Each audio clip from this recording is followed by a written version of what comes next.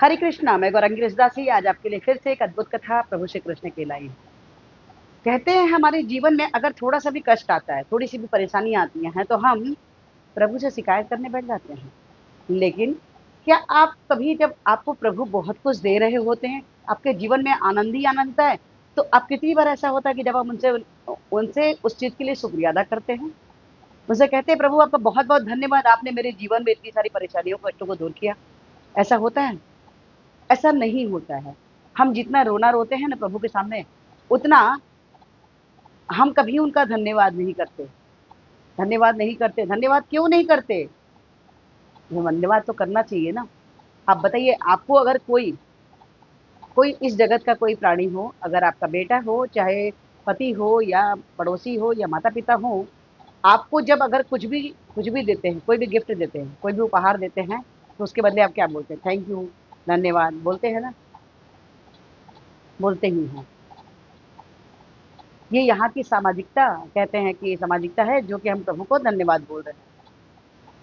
लेकिन जब कभी कुछ प्रभु श्री कृष्ण देते हैं, तो लोग धन्यवाद बोलना भूल जाते हैं। नहीं बोलते हैं। बोलते भी तो बहुत बहुत रेयर, बहुत कम लोग ही होते हैं जो प्रभु को धन्यवाद बोलते हैं। आज की बड़ी प्यारी सी कथा है। आज की कथा है, एक बार की बात है कि प्रभु श्री कृष्ण सुदामा के साथ वन में विहार कर रहे थे। वन में घूम रहे थे। घूमते घूमते काफी समय बीत गया और कृष्ण को बहुत जोरदार भूख लगी। जब उन्हें भूख लगी तो वो सोचे कि सुदामा को भी भूख लगी होगी। तो उन्होंने देखा तो एक वृक्ष पे बड़ा ही सुंदर सा फल लगा हुआ था। बहुत सुंदर सा फल था। तो उन्होंने उस फल को तोड़ा। तोड़ने के बाद उन्होंने उसके 8 टुकड़े किए। प्रभु ने 8 टुकड़े किए उसके।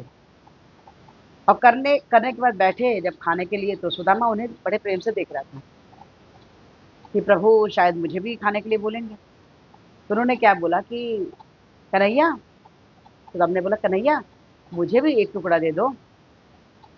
तो प्रभु तो कृपालु हैं ही, उन्होंने एक टुकड़ा उठा के सुदामा को दे दिया। सुदामा बड़े प्रेम से, बड़े आराम से उसको स्वाद ले लेके खा रहे थे। और उनके आनंद को देखकर प्रभु बड़े प्रसन्न हो रहे थे। तो श्री कृष्ण को बड़ी खुशी हो रही थी कि कितने प्रेम से सुदामा फल खा रहे हैं। थोड़ी देर बाद सुदामा ने इशारा किया कि क्या एक टुकड़ा और मिल सकता है? प्रभु ने एक टुकड़ा और दे दिया। और उसको देखे जा रहे हैं, उसको सिर्फ निहार रहे हैं कि कितना प्रेम से सुदामा खा रहा है। उसका उसकी तृप्ति कितनी अच्छी से, उसको कितना जोर से भूख लगा है। ऐसा करके फिर थोड़ी देर बाद फिर सुदामा बोलते हैं दूसरा भी दे दो। ऐसा करते करते उन्होंने 7 टुकड़े, 7 टुकड़े को उन्होंने प्रभु श्री कृष्ण मांगा और प्रभु श्री कृष्ण ने उनको दे दिया। सुदामा अभी भी फल की तरफ देख रहे हैं कि क्या ये फल भी मिल सकता है क्या, और उस फल की खूब तारीफ कर रहे हैं। कितना स्वादिष्ट है, कितना मीठा है, कितना रसीला है। ऐसा फल तो मैंने जीवन में कभी नहीं खाया। ऐसा बोल बोलकर सुदामा उस फल को खाए चले जा रहे हैं, खाए चले जा रहे हैं, खाए चले जा रहे हैं। फिर होता क्या है, अब उस फल की तरफ फिर से देख रहे हैं कि जो लास्ट टुकड़ा बचा था। तो वो बोलते हैं कन्हैया, ये टुकड़ा भी मुझे दे सकते हो क्या? कन्हैया बोले अरे सुदामा, तुम्हें लाज नहीं आती? अरे भाई, मुझे भी तो भूख लगी है, मुझे भी तो, इतना तुम आनंद ले ले कि फल खा रहे हो, तो कम से कम मैं भी तो टेस्ट करूं कि इसका फल स्वाद कैसा है। तो सुदामा बोले मुझे दे देते एक फल और, बहुत बहुत ज्यादा स्वाद था, आप मत खाइए। तब वो बोले नहीं। ऐसा बोलते ही उन्होंने मुंह में डाल दिया। जैसे ही मुंह में डाला, वो फल बहुत बहुत बहुत कड़वा था। बहुत कड़वा था। नीम से भी कड़वा, करेले से भी कड़वा। उनका तुरंत मुंह बन गया, उसको निकाल के मुंह से फेंक दिया। और सुदामा से पूछे, ये बताओ सुदामा, जब ये फल इतना कड़वा और बिल्कुल मुंह में रखने लायक नहीं था, तुमने ऐसे प्रेम से इसको खाया कैसे? इतना स्वाद ले ले कि इतनी तारीफ कर रहे थे कि मेरी भी खाने की इच्छा हो गई। तो सुदामा ने बोला प्रभु, आप कितनी बार मेरे परेशानियों में मेरी साथ देते हैं, कितनी बार मैं बड़े बड़े कष्टों में फंसता हूँ, आप मेरा साथ देते हैं। क्योंकि सुदामा को पता था कि प्रभु श्री कृष्ण है कौन। उन्होंने इस तरह से गुणगान करी और बोला प्रभु, जब एक बार आपने कड़वा फल दिया, तो मैं क्या उस बात के लिए दुखी हो जाऊं? मैं आपसे शिकायत करूं कि आपने कैसा फल दिया है? आपने जो ये कड़वा फल दिया है, ये भी किसी न किसी हित के लिए ही मेरे होगा। मेरे इसमें कोई ना कोई मेरे लिए अच्छाई छुपी होगी, जो मुझे अभी अच्छाई नहीं समझ में आ रही है। हो सकता है हो सकता है ये कड़वा फल मेरे लिए फ़ायदेमंद हो, मेरे शरीर के लिए उत्तम हो, मैं आपसे शिकायत क्यों करूँगा? हमारी भी ये आदत है, हमें अगर थोड़ा-सा कष्ट मिलता है ना, थोड़ी-सी कष्ट मिलती है, हम प्रभु से दुनिया जहान की शिकायत कर बैठते हैं। आप कहाँ हैं? आप सो रहे हैं क्या? आपको दिख नहीं रहा है मैं इतनी परेशानी हूँ, दिख नहीं रहा है कि मेरा रोज़गार नहीं चल रहा है, दिख नहीं रहा है मेरे पास घर नहीं है, मैं रह नहीं मेरे सोने की व्यवस्था नहीं है।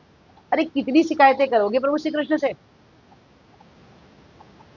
प्रभु तो आपके आने से पहले, आप जिस समय धरती पे गिरते हैं, उसी समय से ही आपके लिए भोजन की व्यवस्था कर देते हैं। जब बच्चा जन्म लेता है, उसी क्षण उसकी माँ के लिए स्तन में दूध आ जाता है, ताकि बच्चे को एक भी क्षण के लिए भूखा रहना ना पड़े। बच्चा जब शरीर के अंदर होता है, उसका पोषण कौन करता है? उस समय भी तो पोषण हमारे करने वाले प्रभु श्री कृष्ण हैं। ऐसे पिता पे संदेह, आपके जीवन में कोई भी कष्ट क्यों ना आ रहा हो, लेकिन आप ये अगर यकीन करते हैं, ये भरोसा करते हैं, ये विश्वास करते हैं कि प्रभु आपके साथ हैं, तो सच मानिए प्रभु आपके साथ हैं। लेकिन अपने विश्वास पर विश्वास रखिए। विश्वास पे जिस दिन आप विश्वास पे कायम रहेंगे कि नहीं, जो कुछ हो रहा है वो सब बेस्ट हो रहा है, सब उत्तम हो रहा है, सब कुछ सर्वोच्च है, आपको तकलीफ नहीं होगी, आपको परेशानी नहीं होगी और आप प्रभु से शिकायत नहीं करेंगे। और जब आप प्रभु से शिकायत नहीं करेंगे, प्रभु आपकी उसी क्षण सारी पीड़ाओं को दूर कर देंगे। क्योंकि उन्हें अच्छा नहीं लगता आपको दुःख दे के, वो तो आपके कर्म का भोग होता है ना। आपने पिछले जन्म में ऐसे-ऐसे कर्म खराब किए हुए हैं, इतने ज़्यादा दूषित आपके कर्म हैं, जिस कारण से प्रभु को ना चाहते हुए भी आपको उसका फल देना पड़ रहा है। अगर हमने पेड़ लगाए बबूल का तो आम कहाँ से होए, ये कहावत है ना। जो अगर हम पेड़ लगाएँगे ही बबूल का तो आम तो खा नहीं सकते। आम खाने के लिए हमें आम के बीज का रोपण करना पड़ेगा। तब कहीं जाकर ये पौधा जब वृक्ष बनेगा, तब उसमें रसीले फल, रसीले आम उत्पन्न होंगे और तब उसको हम पा सकते हैं। तो आज के जन्म में गलत कर्म मत कीजिए, प्रभु पे विश्वास कीजिए। प्रभु आपके लिए व्यवस्थाएँ सारी करेंगे, करते हैं, आगे भी करते रहेंगे। ये छोटी-सी कथा आपको कैसी लगी?